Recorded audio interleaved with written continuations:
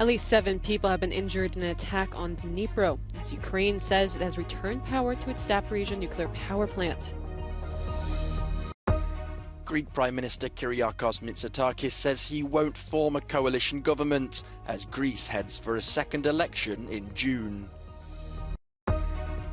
American tech company Meta has been handed a European record fine of €1.2 billion for data transfer breaches. EU foreign affairs ministers failed to agree on a new round of money to finance weapons shipments to Ukraine, as Hungary holds up the decision.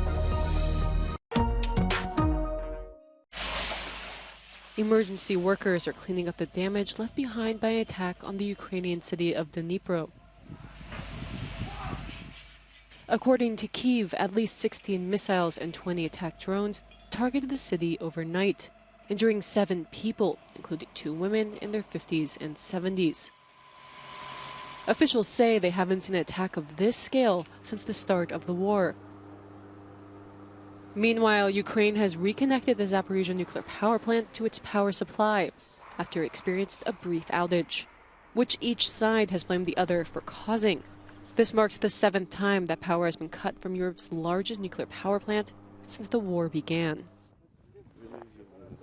Elsewhere in Bakhmut, Ukrainian forces say they still control small parts of the embattled eastern city, despite Russian claims that it fell over the weekend. The grinding fight for the city has been one of the bloodiest of the war, and it has killed tens of thousands of fighters. Greek Prime Minister Kyriakos Mitsotakis said on Monday he will not seek to form a coalition government and quickly returned the exploratory mandate he received from the Greek president. He told President Sakellarapoulou that there are no conditions under which his party could enter government with its opponents.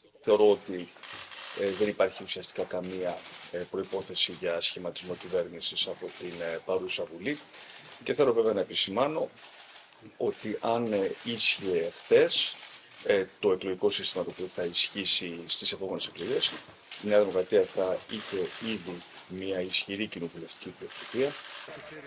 In a statement, left-wing opposition leader Alexis Tsipras vowed he wouldn't give up despite the poor results. Έχω μάθει στις δύσκολες στιγμές να αναλαμβάνω την ευθύνη και να μην εγκαταλείπω τη μάχη. Είμαι εδώ. Δεν θα εγκαταλείψω ούτε τώρα, στη μέση μάλιστα ενός δύσκολου αγώνα. Speaking with political leaders by phone, Kyriakos Mitsotakis revealed his intention to hold the new elections with enhanced proportional representation on the 25th of June.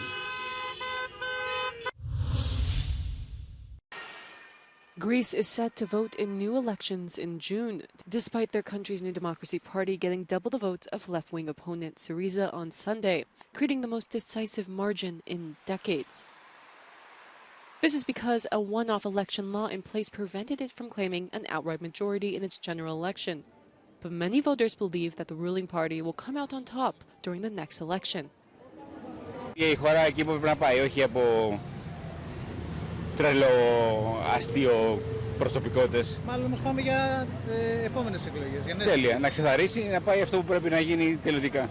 Άρα είστε υπέρ αυτοδύναμης κυβέρνησης. Εννοείται, αλλιώς δεν γίνεται κάτι άλλο. Φαινόταν ότι θα κερδίσει μπροστά με 10 μονάδες, 20 τώρα. Έτσι τα προγνωστικά που βλέπαμε.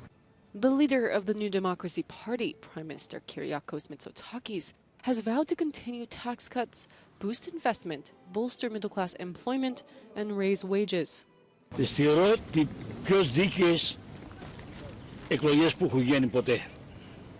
Σοβαρές και δίκαια νίκησε ο πιο σοβαρός άνθρωπος να υπηρετήσει παραπέρα την πατρίδα που έχει προβλήματα. Και ανεργία υπάρχει, και εγκληματικότητα υπάρχει και τα πάντα υπάρχουν. Άμα διορθωθούν, τι να πω. Εύχομαι να πάνε όλα καλά. Παρά το ότι τα προβλήματα της καθημερινότητας επιμένουν και παραμένουν, η επιλογή του κόσμου την Κυριακή των εκλογών δεν επιδέχεται περαιτέρω ερμηνείας αν κρίνουμε με βάση τους αριθμούς. Τώρα το αν οι πολίτες θα επιβεβαιωθούν για την επιλογή τους ή αν θα διαψευστούν, μένει να το δούμε το επόμενο χρονικό διάστημα. Από την Αθήνα για το Euronews, Πάνος Κιτσικόπουλος.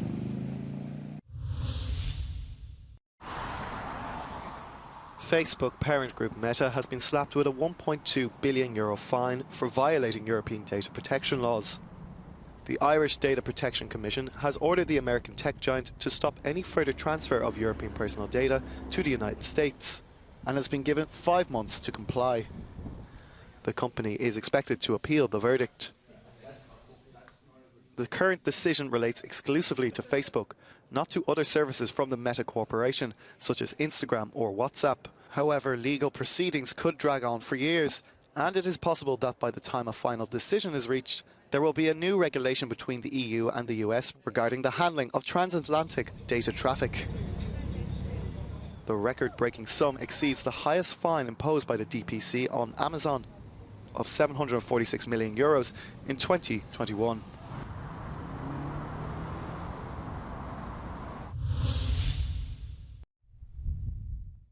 A decade and a half after her disappearance, police in Portugal have launched a new search for the body of Madeleine McCann.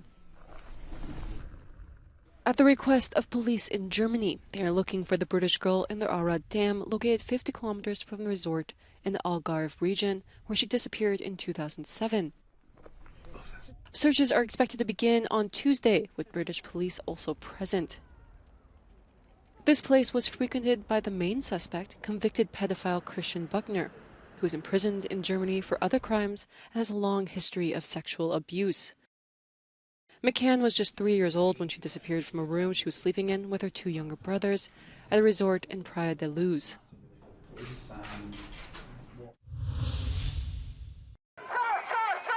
Taking to the streets as 20,000 people in Brussels protest on Monday against what they describe as attacks on the right to strike.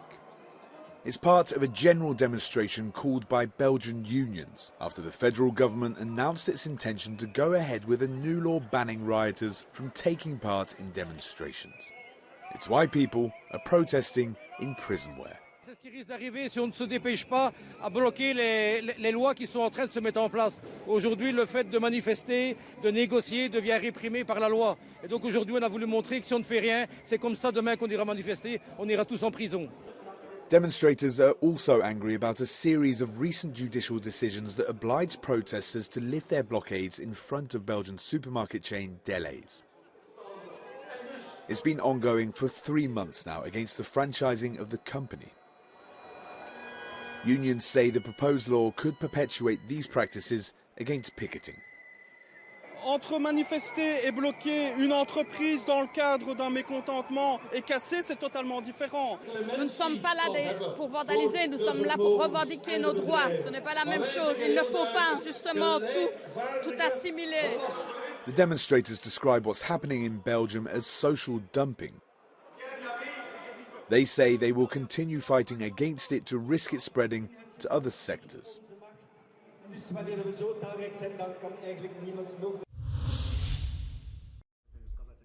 Belarusian opposition activist Roman Protasevich has been pardoned by Belarusian authorities. Protasevich was accused of coordinating mass protests against President Alexander Lukashenko in 2020. He was arrested in 2021 after his flight to Lithuania was forced to land in Minsk. Earlier this month, a court in Minsk sentenced the 28-year-old to 8 years in a penal colony. Belarusian state news agency Belta reported that Protasevich's charges would be dropped. In a video statement, he issued a string of apologetic statements, which his family have said were forced.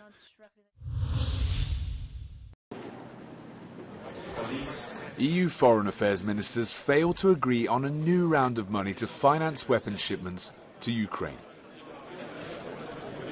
The bloc is willing to allocate another €500 million from its European peace facility in order to support Kiev in its fight against the Russian invasion.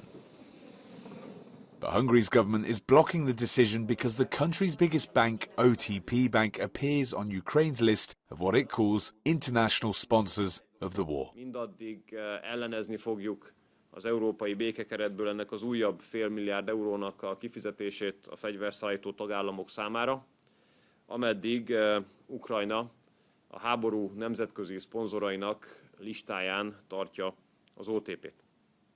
Az OTP a legnagyobb magyar bank, az OTP a magyar gazdaság egy fontos szereplője.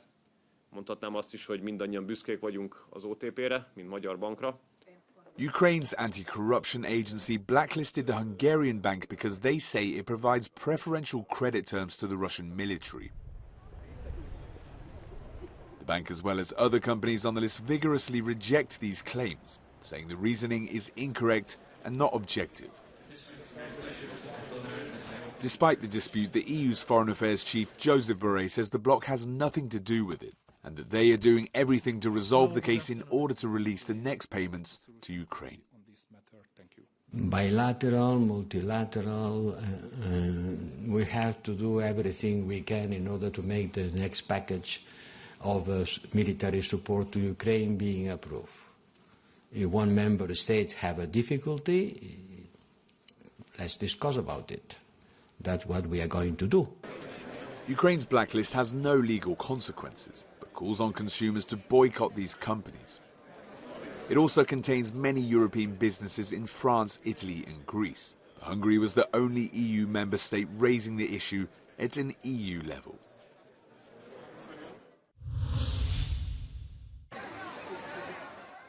Climate change activists from the Last Generation movement in Italy climbed into Rome's iconic Trevi Fountain and used dye to turn its waters black. They described it as a protest against the inaction of Italy's government and institutions on climate change. The group says the continued investment in fossil fuels is directly linked to the catastrophic flooding that has recently hit Italy's Emilia-Romagna region. Last Generation's peaceful protests have targeted other cultural sites in the past.